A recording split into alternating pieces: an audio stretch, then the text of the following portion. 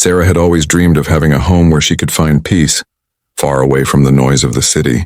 After years of saving and working hard, she finally bought a lovely house in a quiet suburban neighborhood. The house was not too big or fancy, but it had one feature that she loved more than anything: a beautiful swimming pool in the backyard.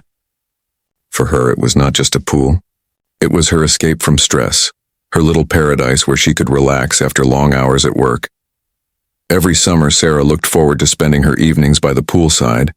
She enjoyed sitting under the warm sun, dipping her feet into the cool water and feeling the calm breeze brush against her face. Sometimes she would bring out a book, stretch out on a lounge chair, and lose herself in stories while sipping lemonade. Other times, she would just float on an inflatable raft, staring at the clear blue sky and listening to the gentle rustling of the trees. Life felt perfect in those moments. Her neighbors often admired the pool as well. Whenever she hosted small gatherings, her friends would say, "Sarah, you're so lucky to have this. It feels like a private resort." She would smile, proud of the effort it had taken to build this dream. The pool was not just for fun. It was a symbol of her independence and the life she had built on her own. Summer evenings were her favorite. The sun would set slowly, painting the sky with shades of orange and pink while the water reflected the colors like a mirror. The soft glow of the pool lights made the entire backyard look magical. Sarah often lit candles, played soft music, and allowed herself to forget about her daily worries. It was the one place where she felt completely safe and free. The sound of water always calmed her. Whenever she slipped into the pool, she felt the weight of the world lifting from her shoulders. She loved swimming laps early in the morning before work, the cool water waking her up better than any cup of coffee. On weekends, she would spend hours outside, tanning, swimming, and enjoying her own company. She didn't need a crowded beach or noisy amusement park. She had everything she wanted right there in her backyard. Sarah's pool wasn't just for herself either. Sometimes her sister and little nieces would visit, and the children would laugh and splash around while she prepared snacks. The joyful sound of their giggles filled the air, making her heart warm. For her family, the pool became a place of bonding, a safe space where memories were created. Her neighbors, too, respected her privacy. Everyone in the neighborhood had their own routines, but they all valued peace and quiet. That was one of the reasons Sarah had chosen this place. It was safe, calm, and private. To her, this summer felt like the best one yet. Work had been tiring, but she always found comfort knowing that once she got home, her peaceful retreat was waiting. Each day, she counted down the hours until she could sink into the water and let the coolness wash away her stress. It became her daily ritual, and she guarded it closely. She took pride in keeping the pool sparkling clean.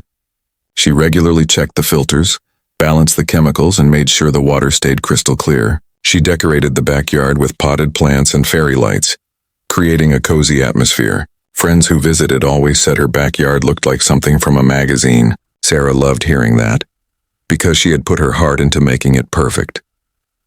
In those quiet summer days, Sarah never imagined that her little paradise would soon turn into a source of stress and frustration. She believed her backyard was her private world, untouched by outsiders.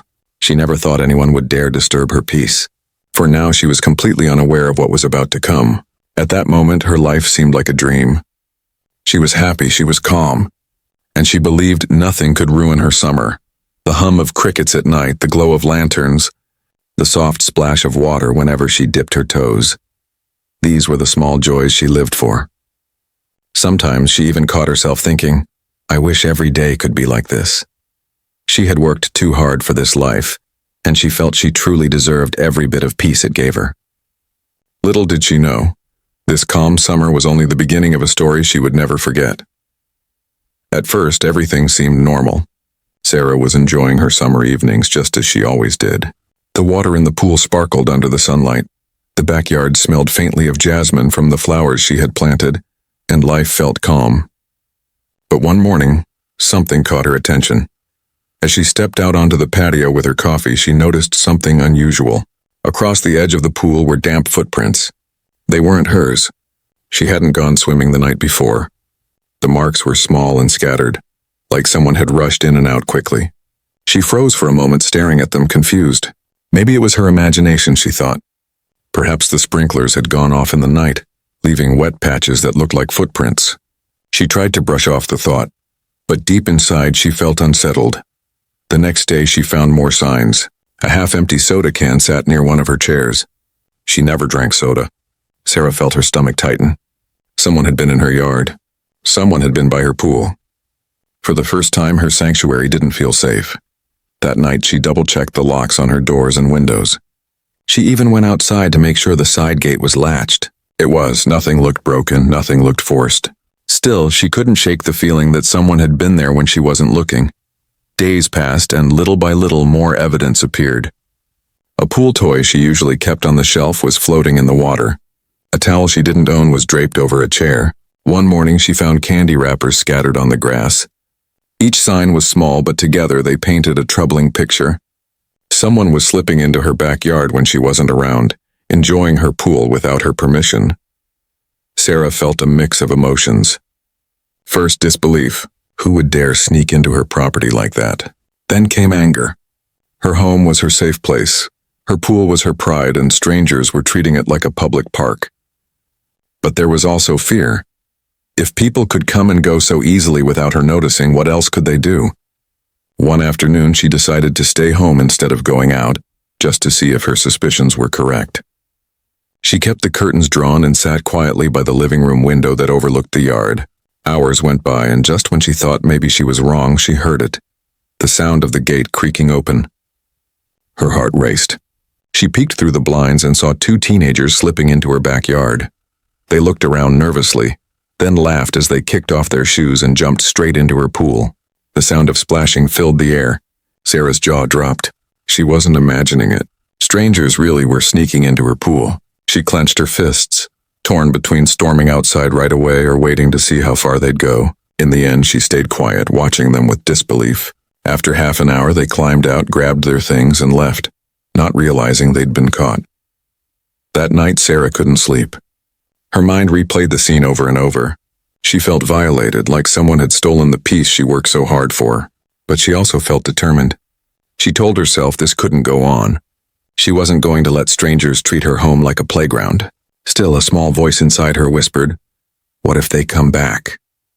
What if next time it isn't just kids? What if they don't stop at the pool?" The uneasiness grew heavier with every passing day. Every sound outside made her suspicious. Every creak of the fence or rustle of leaves made her heart pound. She began checking the backyard more carefully each morning, scanning for any trace of intruders. And almost every time there was something new. Another wrapper, another can, another wet mark near the pool. Sarah's peaceful summer had turned into a game of nerves. She no longer felt at ease by the pool. Instead of relaxing, she was watching, waiting, and wondering when the next invasion would happen. She missed the days when she could float under the stars without worry. Now every splash of water echoed like a reminder that her privacy had been stolen. She didn't know it yet, but this was just the beginning. What started with a few footprints and soda cans would soon grow into something bigger, louder, and far more frustrating. Sarah had no idea how bold these intruders would become, or how much it would push her to act. For now, all she knew was that her safe little paradise wasn't as safe anymore. The first signs were there, and they were impossible to ignore. Sarah tried to convince herself that maybe it was just a one-time thing. Teenagers sometimes did foolish things, and perhaps they had realized their mistake and wouldn't come back. But deep down, she wasn't so sure. The uneasy feeling in her chest wouldn't leave. Her suspicions were proven right just a few days later. It was a Saturday afternoon, and Sarah had decided to work in her garden. The summer air was warm. The smell of freshly cut grass filled the neighborhood, and she had her gloves on, trimming the roses near the fence. From where she stood, she had a clear view of the pool. Everything looked peaceful, until she heard the sound of laughter. She froze. It wasn't coming from the street or her neighbor's yard. It was coming from her pool. Sarah carefully peeked around the corner and her mouth fell open. There, splashing and playing as if they owned the place, were 4 teenagers. They had thrown their bags onto her chairs, left their sneakers scattered on the ground, and were jumping into the water one by one, sending waves crashing over the sides. Sarah felt a wave of anger rise inside her. This wasn't an accident. This wasn't a mistake. They knew exactly what they were doing, and they didn't care. Her sanctuary, the place she worked so hard to build, had turned into their playground. She stormed toward the pool, her voice sharp. "What do you think you're doing?" she shouted. The teenagers froze mid-laugh. One of them quickly pulled himself out of the water, dripping wet and wide-eyed. Another, braver than the rest, smirked and said, "We're just swimming." "Tut, lady," Sarah's face burned. "This is my property. You can't just come in here like it's a public pool." The group exchanged glances, half amused, half embarrassed. One muttered, "Relax, we were leaving anyway." They scrambled to gather their things, water dripping onto her patio as they rushed toward the gate. When the last one slipped out, Sarah stood by the pool fuming. The water was cloudy, the chairs were wet, and candy wrappers floated in the corner. Her peaceful oasis looked like a public bathhouse. She clenched her fists, her heart racing. It was no longer about just footprints or soda cans. She had seen them with her own eyes. There was no denying it now. Strangers were invading her space, and they weren't even sorry. That night, Sarah sat on her couch, replaying the scene in her mind. The arrogance in their voices, the smirks on their faces, the way they brushed off her words, it all stung. She felt insulted, disrespected, and worst of all, powerless. They had left so casually, as if nothing she said mattered. The next morning, she walked outside to inspect the yard. Her pool water looked dirty, the filter clogged with leaves and small bits of trash. She sighed, knowing it would take hours to clean. She felt frustrated, not just because of the mess, but because the joy of her pool was fading. It no longer felt like her safe haven. Every time she looked at it, she thought of strangers taking over. Days later, it happened again. She came home from work and noticed the gate slightly ajar. Her stomach dropped. She rushed into the backyard, and sure enough, there were wet towels on her chairs and footprints leading away. The intruders were back, and this time they hadn't even bothered to hide it. Sarah's patience was wearing thin. She couldn't believe how bold they were becoming. At first, they had sneaked in carefully, leaving behind small clues. But now they acted like her backyard belonged to them. They came whenever they pleased, swam as long as they wanted, and left their mess behind without a second thought. The worst part was the feeling of being watched. Sometimes, while she sat in her living room, she wondered if someone was waiting for her to leave so they could sneak back in. Every creak of the fence made her jump. Every laugh in the distance made her nervous. She hated feeling like a prisoner in her own home. But Sarah wasn't someone who gave up easily. She knew this couldn't continue. She had worked too hard to have her peace stolen by reckless kids. Watching them treat her private property like a public pool was the final straw. They might have laughed and brushed her off, but she was determined to take control. Her pool wasn't just water and tiles. It was her safe place, her reward, her dream. And no one, especially a group of careless teenagers, was going to take that away from her. She didn't know how yet, but she promised herself one thing. The next time they slipped into her pool, they wouldn't leave laughing. After catching the teenagers in her pool not once, but twice, Sarah decided that enough was enough. She wasn't someone who liked conflict, but she also wasn't the type to sit back quietly while people disrespected her home. She had worked too hard for this house, and especially for this backyard. Every stone around the pool, every flower in the garden, every light she had strung along the fence. She had chosen and cared for all of it. It wasn't just a yard. It was her peace. And strangers had no right to take that away. The next time it happened, Sarah was ready. She had spent the afternoon reading by the patio, pretending not to notice the noises outside the gate. Then, right on cue, she heard the squeak of the latch. She stayed perfectly still, her heart thumping in her chest. Slowly, the gate opened, and two of the same teenagers she had seen before slipped in. They looked around quickly, laughed, and ran toward the pool. Sarah waited until they jumped in. Only when the splashing began did she rise from her chair. She walked over, arms crossed, her face calm but firm. "Out," she said, her voice sharp but controlled.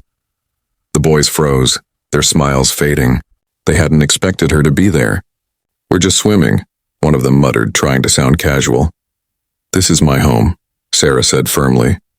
"My pool, my yard. You don't belong here. I don't want to see you coming back. Do you understand?" The boys exchanged a glance. One of them rolled his eyes, and the other gave a lazy shrug.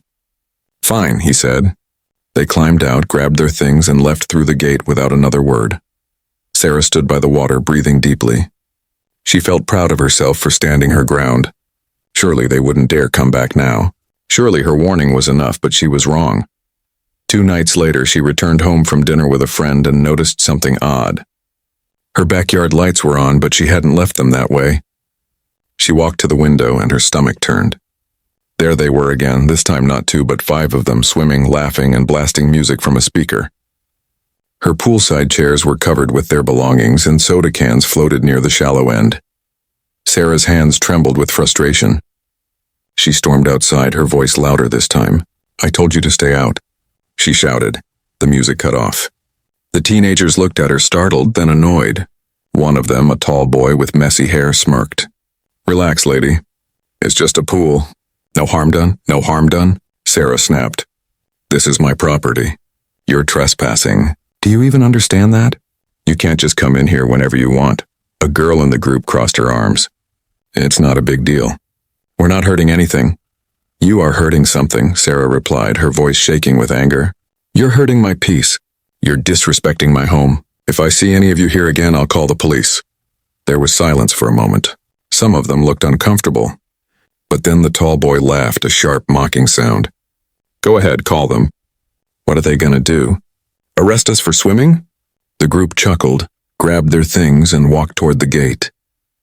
As they left, Sarah felt a chill. It wasn't just about trespassing anymore, it was about defiance. They weren't scared. They weren't sorry. They thought it was funny. That night, Sarah lay awake in bed, staring at the ceiling. She replayed the scene over and over.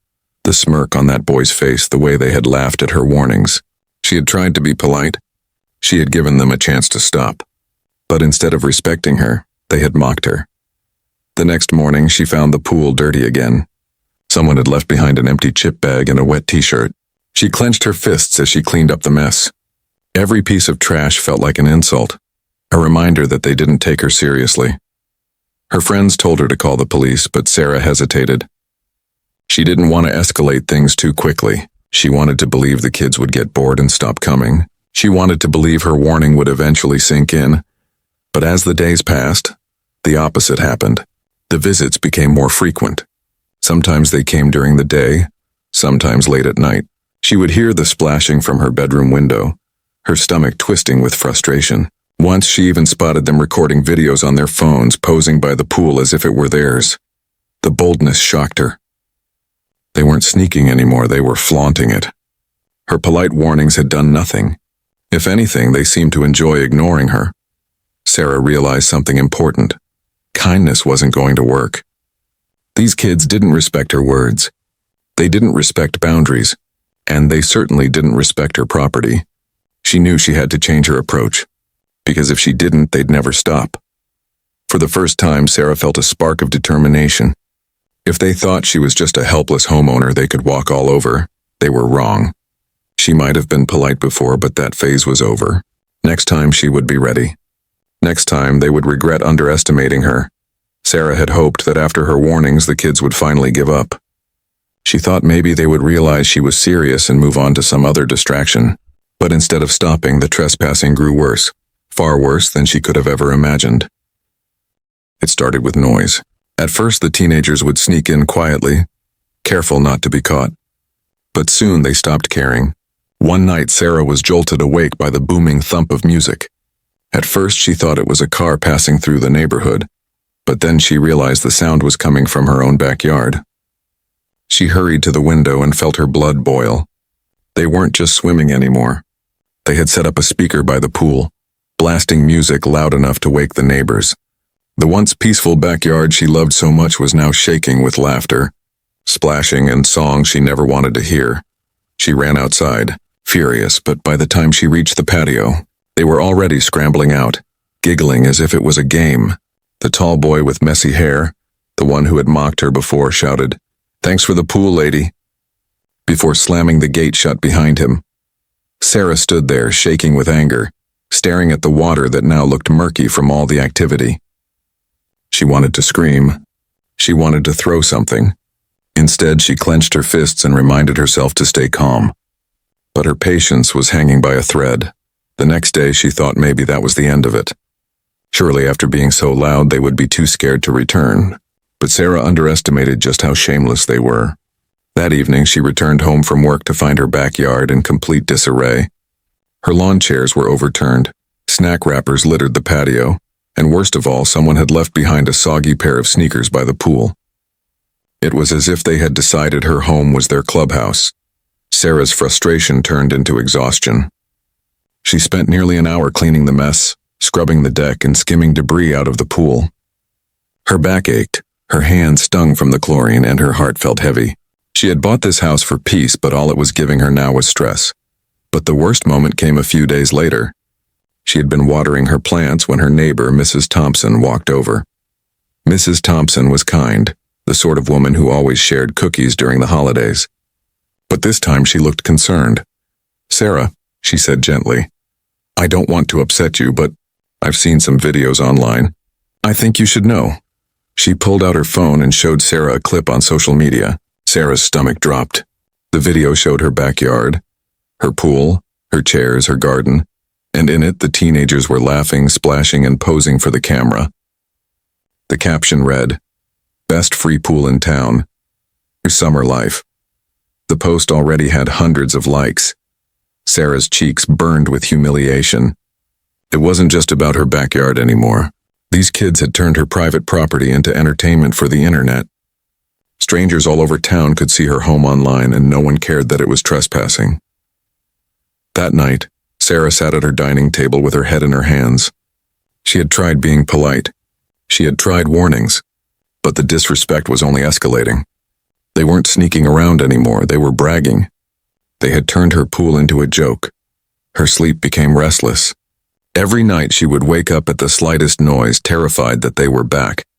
Sometimes she would tiptoe to the window, only to see shadows moving near the gate or hear faint laughter drifting through the dark. Her once peaceful sanctuary now felt like a battlefield, and she was the only soldier standing guard.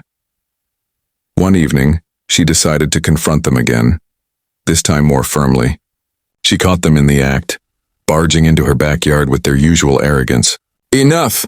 she shouted, her voice trembling with fury. "This is the last warning. If I see any of you here again, I'll call the police, and I won't hesitate." The group fell silent for a moment, but then the tall boy smirked again. "Go ahead," he said, his tone mocking. "We'll be gone before they even show up." His words stung like a slap. They didn't take her seriously at all. They thought they were untouchable. And that was the moment Sarah realized something deep inside her had changed. She no longer felt fear. She no longer felt hesitation. What she felt now was determination. She wouldn't let them win. She wouldn't let them keep stealing her peace.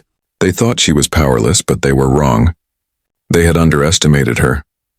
As Sarah watched them leave once more, laughing as if they had scored some kind of victory, she made a silent promise to herself.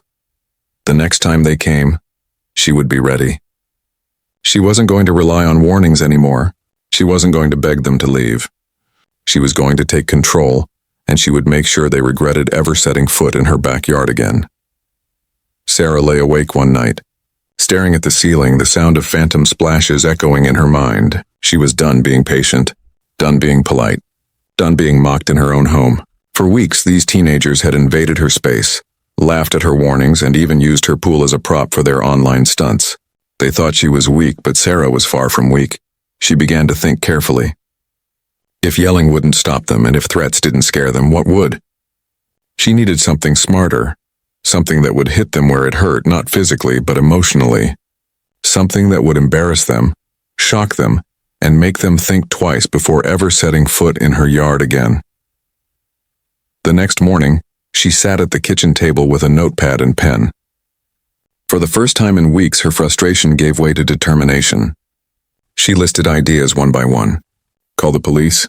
She'd tried threatening that, it didn't scare them. Install a taller fence? Too expensive. A guard dog? Too much responsibility. Then her pen hovered as her eyes narrowed. Cameras, motion detectors, traps. That was it. If they wanted to treat her pool like a playground, then she would make it the most unpleasant playground they had ever experienced. Her first step was cameras. Sarah went online and ordered a set of motion-activated security cameras. They weren't the cheap ones either. These had night vision, alarms, and instant recording. She positioned them carefully. One above the gate, one angled at the pool, and one hidden among the plants. If the teens came back, every second would be caught on film. This time she would have proof, not just words, but Sarah wasn't satisfied with just watching them. She wanted them to feel it, so she came up with the second part of her plan. Motion-activated sprinklers. She had seen them before, designed to keep animals out of gardens. As soon as they detected movement, they unleashed a powerful blast of cold water. Sarah couldn't help but smirk as she imagined the trespassers being sprayed the moment they set foot on her lawn. Still, her plan wasn't complete. She wanted something unforgettable, something that would stick with them for days. And that's when she discovered pool dye. It was harmless, safe for swimmers, but designed to reveal when someone had urinated in the water. But Sarah found a twist. She could get a chemical dye that reacted when exposed to skin for long periods, leaving a faint but visible stain for hours. It wasn't dangerous, but it was embarrassing. The thought of those arrogant teens walking around town with bright stains on their arms and legs made her smile for the first time in weeks. Over the next few days, Sarah worked like a secret agent preparing for a mission. She tested the sprinklers at night, laughing quietly to herself as the cold jets of water sprayed across the lawn. She adjusted the cameras, checking the angles, making sure every corner of the yard was covered. She mixed the dye into the pool carefully, invisible until someone decided to take a dip. When her preparations were complete, she stood in her backyard and looked around. To anyone else, it looked like the same quiet suburban yard. But to Sarah, it was a fortress, one that didn't rely on locks and warnings but on clever tricks. The kids thought they were clever, but they had never met someone like her. She didn't have to wait long.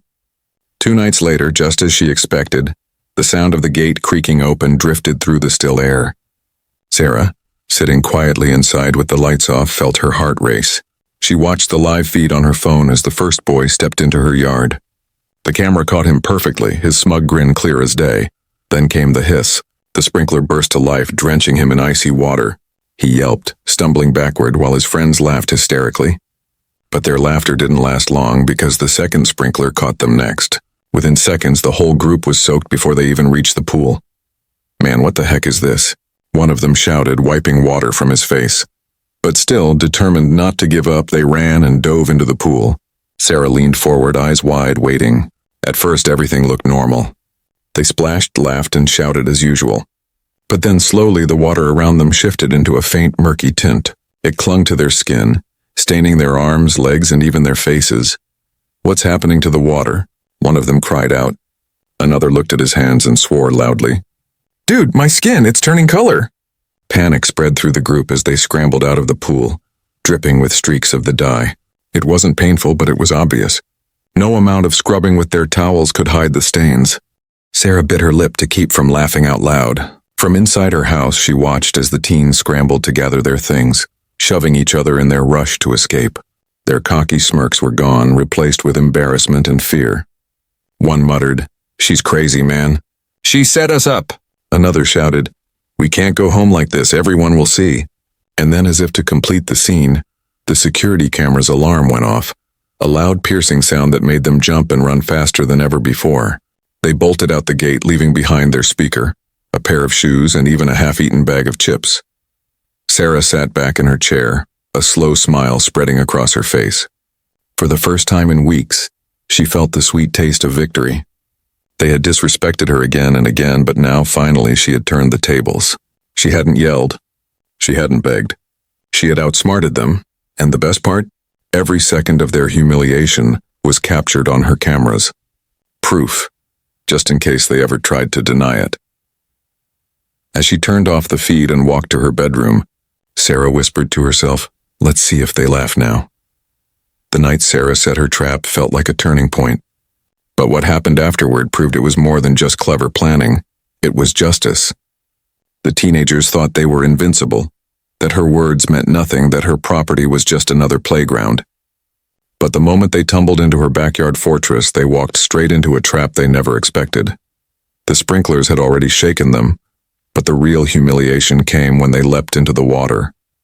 At first, the pool looked normal. They swam and splashed with the same arrogance as always. But within minutes, their laughter turned uneasy. The water seemed darker, thicker, as if the crystal blue clarity of the pool had shifted into something murky and strange. One boy glanced down at his arms, then his chest, and his face changed. "Yo, what's happening to my skin?" he shouted, his voice cracking. The others stopped splashing. They looked at their arms, their legs, even their faces. Faint streaks of bluish green had started to appear, clinging to them like ink. Panic spread quickly. "It's not coming off." A girl screamed, frantically rubbing her arms. But the harder she scrubbed, the more the stains spread, glowing faintly under the pool lights. Another boy scrambled out of the pool, dripping wet and staring at his stained hands. "This is some kind of chemical. We gotta get out of here." Sarah watched from inside, her lips pressed together to keep from laughing out loud. Her heart pounded, not with fear, but with satisfaction. Weeks of frustration, of sleepless nights, of humiliation, all of it was finally paying off. The dye clung to their skin like a badge of shame. It wasn't harmful, but it was visible enough that no hoodie or towel could hide it completely. The group scrambled to gather their belongings, but in their panic, they left half of it behind. A speaker, a pair of sneakers, towels, even someone's phone charger, all abandoned as they rushed toward the gate. The motion sensor sprinklers caught them again on the way out, blasting them with another icy shower as if the yard itself was kicking them out. "Man, she's crazy," the tall boy shouted, his voice shaking. "She set us up." The others didn't reply. They were too busy running, clutching their clothes, their skin glowing faintly under the streetlights as they bolted down the block. Sarah leaned back in her chair, finally letting out the laugh she had been holding in. For the first time all summer, she didn't feel powerless. She felt clever, strong, and in control. They thought they could walk all over her, but now they were running, humiliated with no way to undo what had been done. But the real regret came the next day. Sarah didn't see them, but she heard about it. A neighbor's teenage son mentioned it while walking his dog, whispering to a friend. "Did you hear? Those kids who kept using her pool showed up at school with blue stains on their skin. Everyone's talking about it." Sarah nearly laughed out loud right there on the porch. She didn't need to confront them again. She didn't need to raise her voice or call the police. The stain itself was doing the work for her, announcing to the world exactly what they had been up to. No explanation they gave could hide the truth. By evening, the proof was all around her. The pool water, once cloudy, now sparkled again under the lights. The chairs were still untouched. No music shook the fence, no laughter echoed through the night.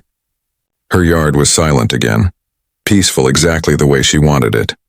Yet Sarah knew silence didn't always mean safety. She sat by the pool, watching the water ripple under the moonlight, and wondered, would they dare come back after this?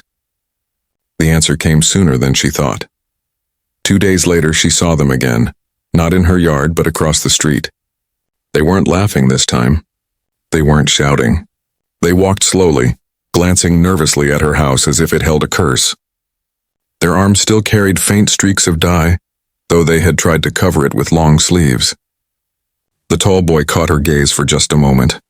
Gone was the smirk, the arrogance. In its place was something else, shame. He quickly looked away, muttering to his friends, and they disappeared around the corner. Sarah didn't say a word. She didn't need to. The regret was written all over their faces. For the first time in weeks, Sarah slept peacefully.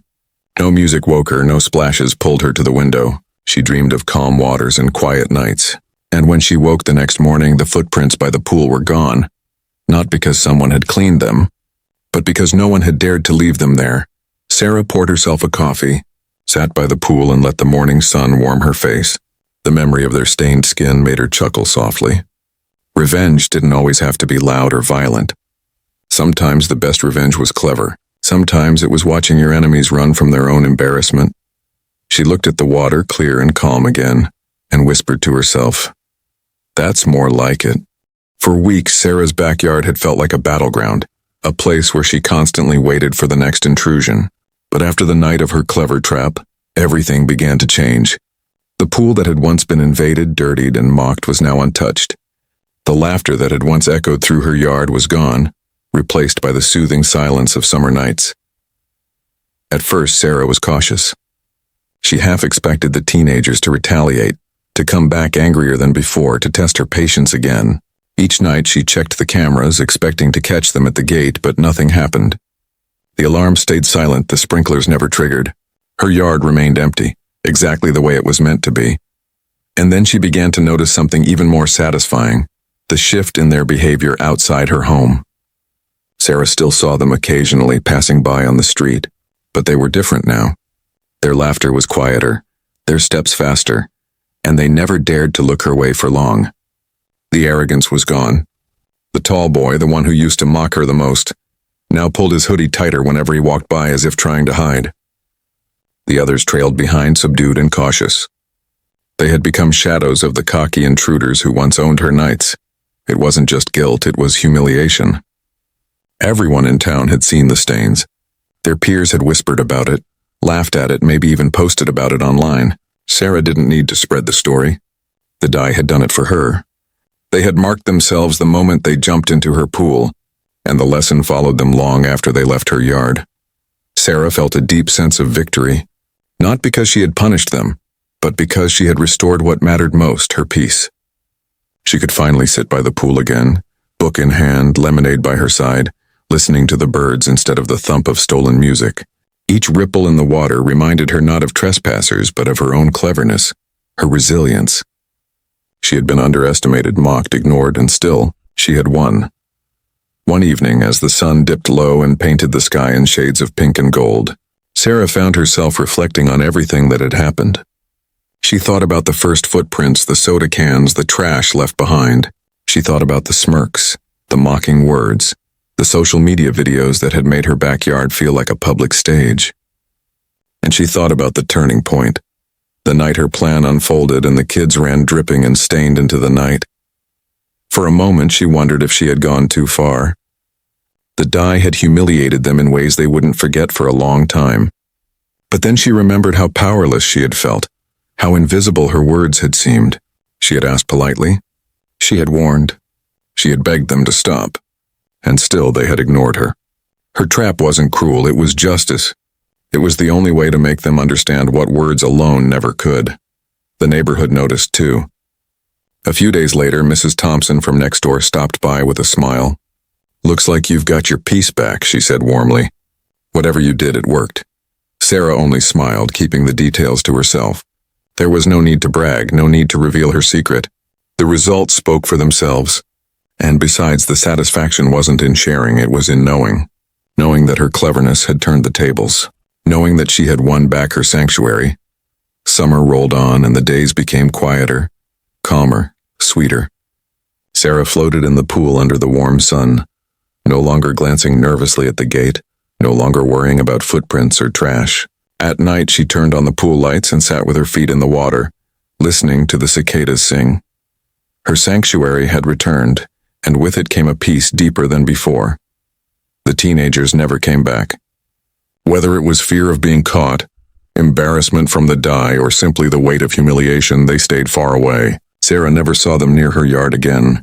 Sometimes she wondered if they still carried faint stains on their skin, if they still whispered about the crazy pool lady among themselves. But she didn't care. What mattered was that they had learned a lesson, one they would never forget. And maybe, just maybe, they learned more than just to stay out of her pool. Maybe they learned about respect, about consequences, about how actions always catch up in the end. Sarah hoped so. She didn't want to ruin their lives. She only wanted them to understand what it meant to cross a line. As the summer drew to a close, Sarah felt a sense of pride whenever she looked at her backyard. It wasn't just a pool anymore. It was a reminder of her strength. She had faced disrespect and defiance, but instead of giving in, she had stood her ground. Not with anger, not with violence, but with cleverness, with patience, with creativity, and that, she realized, was the greatest victory of all. One evening, as she sipped her drink by the pool and watched the sun fade into twilight, Sarah whispered to herself, "They thought they could take this from me, but this will always be mine." The water shimmered in the fading light, calm and undisturbed, as if agreeing with her. Her sanctuary was safe once more. The laughter of trespassers was gone, replaced by the quiet hum of summer nights, and Sarah knew deep down that her lesson had been taught well. No one would ever slip into her pool again without remembering the day they regretted it.